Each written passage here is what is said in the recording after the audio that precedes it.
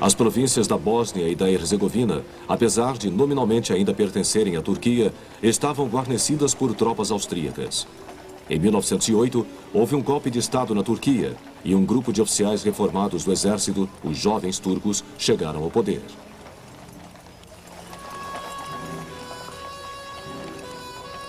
A Áustria, temerosa de uma Turquia renascida e apoiada pela Alemanha, prontamente anexou a Bósnia e Herzegovina. A Sérvia, apoiada pela Rússia, objetou por causa da pequena minoria sérvia ali existente, mas de nada adiantou. Ela, portanto, ajudou a formar a Liga Balcânica dos Estados vizinhos. Aproveitando-se do problema da Turquia com a Itália, os austríacos a atacaram em outubro de 1912. Os turcos mobilizaram mais tropas, mas frente à determinação da Liga Balcânica, começaram a perder terreno. Assim como em outras guerras dessa época, muitas nações enviaram observadores militares para tentar extrair lições que pudessem enriquecer seus conceitos militares. Essa guerra também foi a primeira a atrair grande número de cinegrafistas.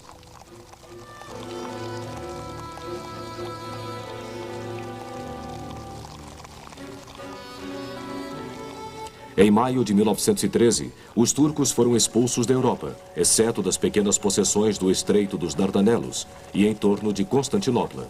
As principais potências, nenhuma das quais apoiara a guerra, intervieram nesse momento para redigir o acordo de paz. O antigo território turco foi dividido entre a Grécia, a Bulgária e a Sérvia, e foi criado o novo estado da Albânia. Mas em junho, a Bulgária, que ganhara menos território e queria mais, atacou as tropas gregas e sérvias na Macedônia. Então a Romênia atacou a Bulgária e os turcos se juntaram a ela. Forçada a lutar em várias frentes, logo a Bulgária foi derrotada. Os demais estados regionais, incluindo a Turquia, saíram vitoriosos dessa Segunda Guerra dos Balcãs.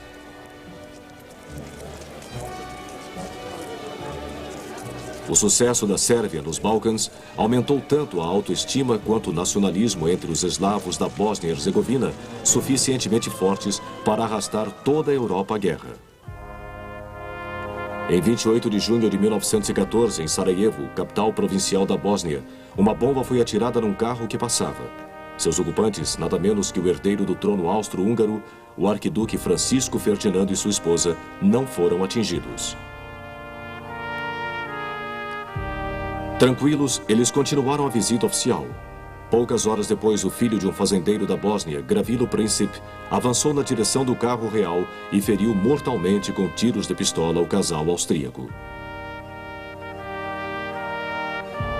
Princip foi preso imediatamente.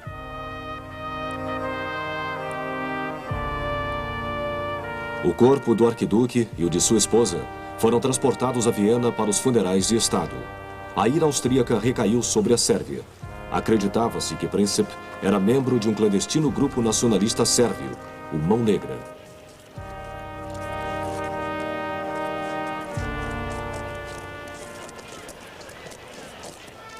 Por consequência, em 23 de julho, depois de consultar a Alemanha, os austríacos deram um ultimato à Sérvia. Os sérvios propuseram que a questão fosse decidida por julgamento. Ao mesmo tempo, porém, começaram a mobilizar suas forças. Isso levou Viena a declarar guerra à Sérvia em 28 de julho, fazendo-o pela primeira vez na história por telegrama. Também ela começou a mobilizar suas forças.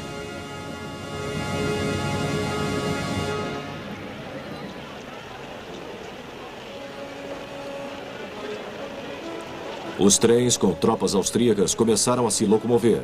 Nada fazia crer a esses alegres soldados que, assim como seus trens, a Europa inteira estava a caminho de um só destino: a guerra total.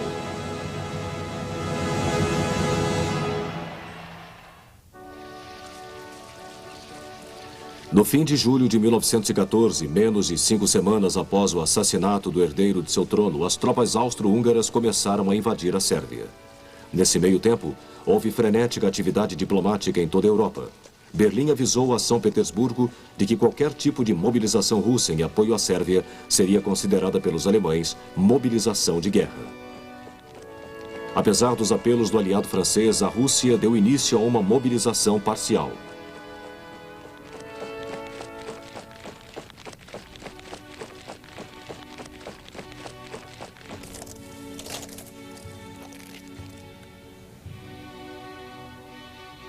A As armas austríacas começaram a bombardear a capital sérvia, Belgrado, em 30 de julho de 1914.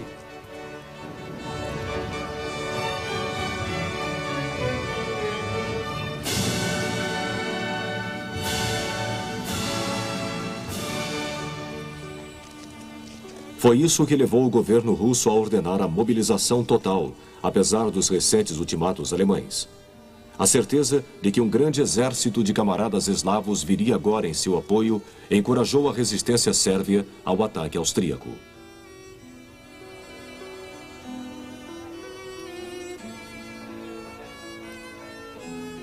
O Kaiser e seu governo, entretanto, falavam sério e estavam tão intimamente ligados ao aliado austríaco que era impossível não apoiá-lo.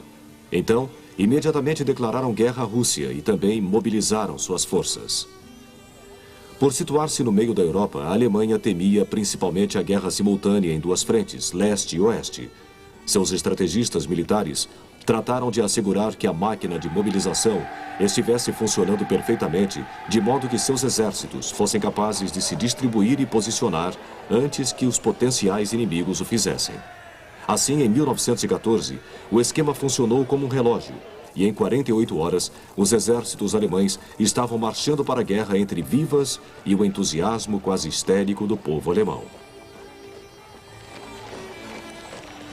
Na esperança de evitar um conflito imediato no oeste, o governo alemão perguntou ao embaixador francês em Berlim se a França se propunha a permanecer neutra. A resposta foi que a França devia levar em consideração seus próprios interesses.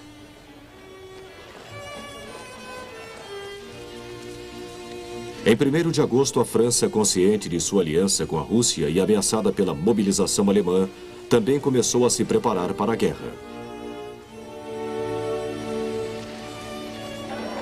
Isso foi a gota d'água para o governo alemão. Seus trens de transporte de tropas correram para o oeste, bem como para o leste, e a guerra com a França foi declarada em 3 de agosto. A peça final do quebra-cabeça era a Inglaterra, porque suas alianças com a França e a Rússia não a obrigavam a auxiliá-las em tempo de guerra. Ela de início tomou posição neutra. Por isso foi possível a seu povo desfrutar totalmente o feriado de verão na segunda-feira, 3 de agosto. No dia seguinte, tropas alemãs entraram na neutra Bélgica.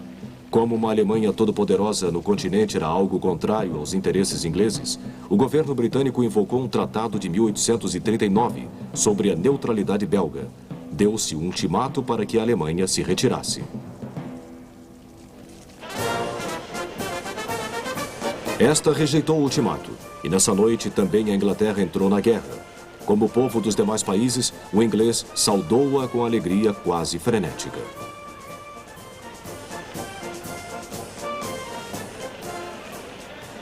Dessa forma, no espaço de poucas semanas, a Europa se vira envolvida num conflito que seria muito mais aterrorizante do que poderia ter imaginado qualquer dos participantes. As nações distribuíam suas forças e cada uma o fazia segundo um plano cuidadosamente traçado para derrotar o inimigo.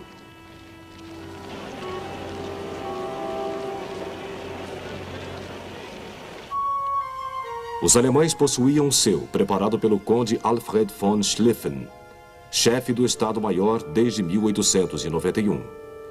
Reconhecendo os perigos de lutar com a Rússia e França ao mesmo tempo, e que a França poderia deslocar-se muito mais facilmente que sua aliada, ele decidiu que primeiro deveria pôr a França fora de combate, para só então enfrentar a Rússia.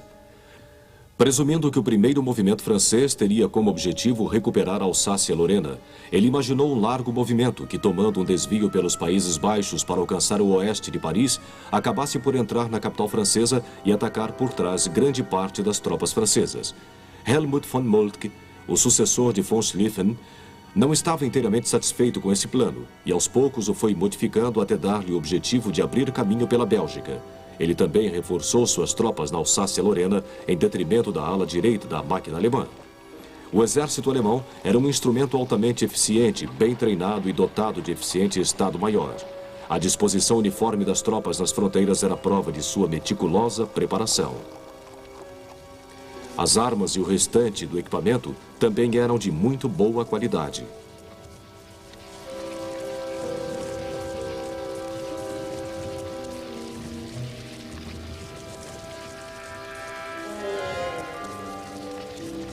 Em particular, o exército alemão era muito mais bem dotado de artilharia pesada que qualquer outro.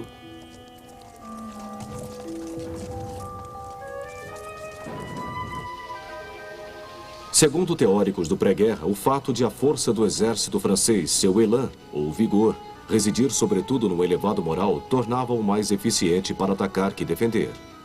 Por isso, os franceses